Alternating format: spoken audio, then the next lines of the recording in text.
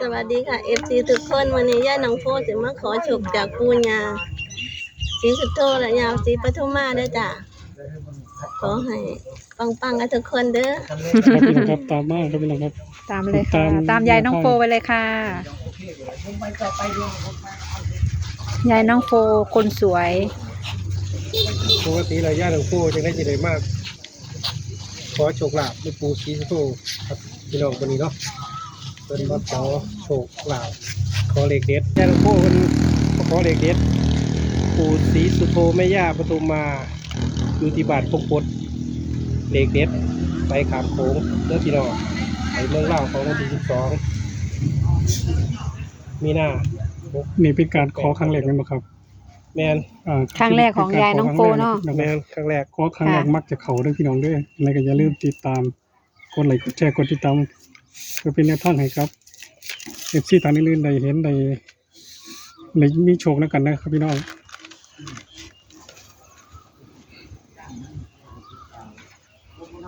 ครับพี่น้องครับเป็นบรรยากาศสดๆนะครับพี่น้องครับที่ร้านปู่ศรีสุโธมียาศรีปทุมมานะครับพี่น้องครับตอนเย็นภาพสวยงามลมเย็นนะครับพี่น้องครับเรามาตามแนวทางคุณยายน้องโฟนะพี่น้องครับเป็นการขอแนวทางครั้งแรกครับพี่น้อง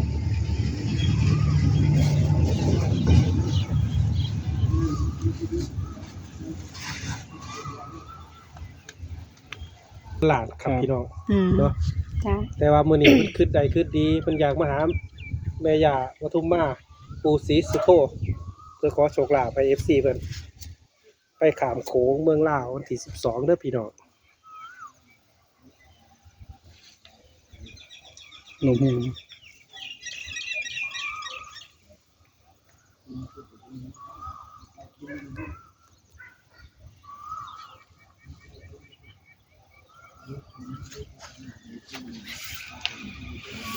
มีกันสันครับพี่น้องมีแต่เจ้าของสันครับ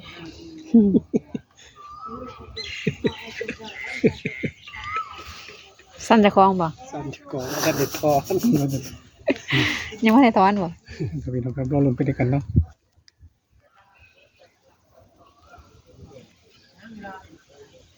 เป็นการขอครั้งแรกของยายหลวงพ่อครับพี่น้องครับกับพ่อปู่ศรีสุโธมียาศรีปทุมมานะครับพี่น้องครับที่บ้านพงพดตำบลหนองหางอำเภออุทุมพรพิสัยจังหวัดศรีสะเกษครับพี่น้องครับพี่น้องท่านใดที่อยากจะมากราบไหว้มาขอโชคขอยังกลับมาได้เด้อพี่น้องครับเปิดทุกมือทุกเว้นครับพี่น้องครับอันนี้เป็นบรรยากาศสดๆนะครับพี่น้องครับ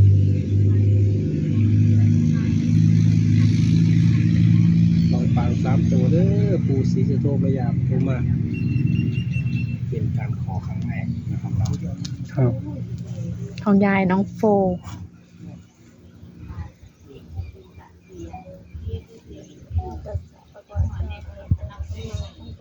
มาลูกหน่อยค่ะ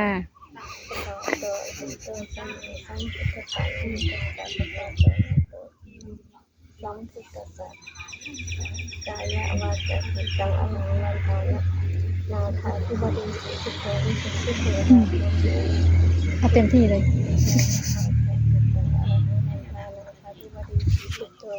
วิสุทธิเทวาผู้จีนตติยันติกายวาจาจิตตังอหังวันทานาคาธิบดีศรีสุโธวิสุทธิเทวาผู้จีนสาธุเด้อปู่ศรีสุโธและยาศรีปทุมมาลูกหลานมากมันอย่ามาขอโชคขอใช้ไปเมืองลาวเนาะ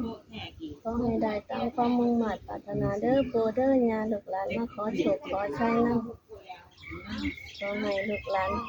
ได้3ตัวตรงๆเด้อปู่ศรีสุโธและยาศรีปทุมมาขอให้ได้ตามความมุ่งมั่นปรารถนาเด้อสาธุสาธุสาธุสาธุเฮงๆปังๆไปด้วยกันเด้อ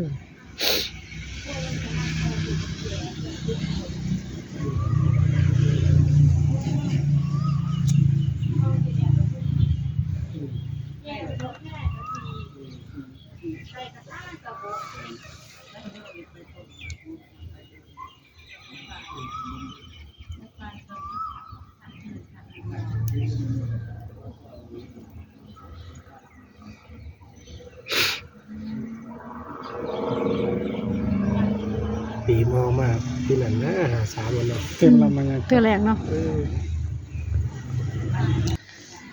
แสดงว่าขอ3ตัวตรงๆแน่นอน ดวงสมพงษ์นะครับดวงสมพงษ์บาง3ตัวแน่นอน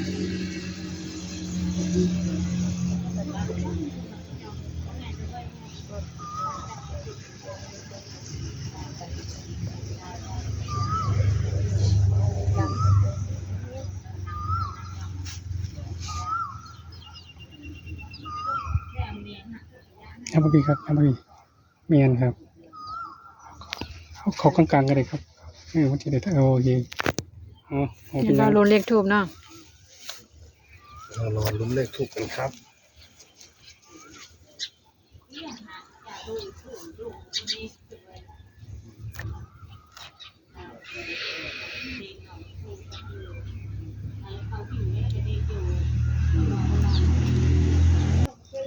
ครับพี่น้องครับหลังจาก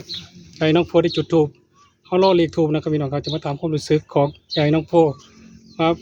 มีแรงบันดาลบันดาลใจจังไดจังไดมามื้อนี้ครับผม คือจักเป็นจังไดจังคืออยาก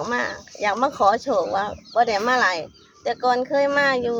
เคยมาไหว้ตอนที่บวงสรวง แล้วก็บ่ได้มาโดนแล้ว ครับ เมื่อคืนก็คิด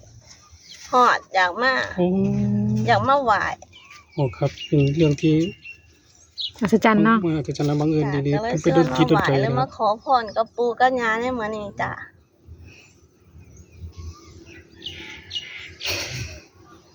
ครับเดี๋ยว ตัวแรกเอามาแล้ว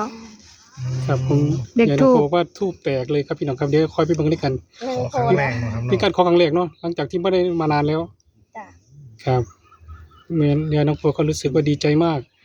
แล้ว ดีใจ นอนนะครับมื้อวันจะคิดจังไดอยากจะมาที่หาปู่หายาเนาะ แต่ความคิดของผมแปลกเด้เพราะว่าเราอยากมา แต่ว่าผมซื้อว่า32เฮา42นี่บ่ได้นัดหมายกัน บ่ครับ แต่มาพอกันอยู่พี่ อ๋อ แสดงว่าสิมีผู้ใดผู้หนึงเอาส่งให้เฮาล่ะ แม่ ให้ FC นำนะเนาะ ครับ แมนนะ FC เฮาก็เบิ่งไว้ครับพี่น้องมาโดยที่ไม่ได้นัดหมาย ครับ อืม แต่ว่าบ่ฮู้ว่าเลขผู้ใดสิเข้าพี่น้องมื้อนี้เขามาลุ้นในการเนาะ อืม ครับ แต่ พี่น้อง ที่นี่วิธีชาวบ้านก็มาทำหลายคลิปแล้ว อืม ทุกงวดแรกนี่ส่วนมากทูบจะแตก อืม แล้วก็จะเข้าด้วย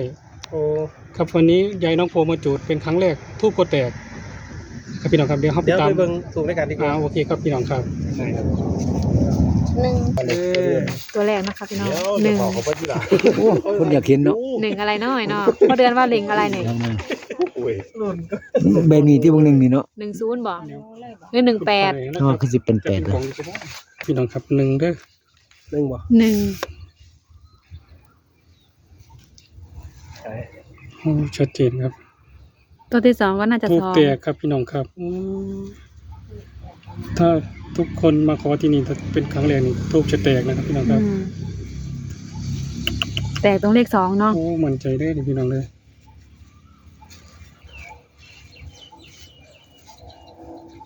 ไอ้น้องพอตัวเลขที่ยังบ่ทันโพนี่นะน้องใจน้องโพมักตัวใดครับมัก ตัวที่สาม ในใจตัวที่สามนี่ตัวใด 1 2 4 1 2 4นะครับลงไปในกันครับพี่น้องครับว่า นี่ จะ คือเขียนได้ทางนี้ ถือว่าครับพี่น้อง ยาดอกโพมักซีเด้อพี่น้องตัวที่ ตัวที่3 3เฮาก็มาลุ้นว่าสิแม่นซีบ่ เนี่ยครับ อืม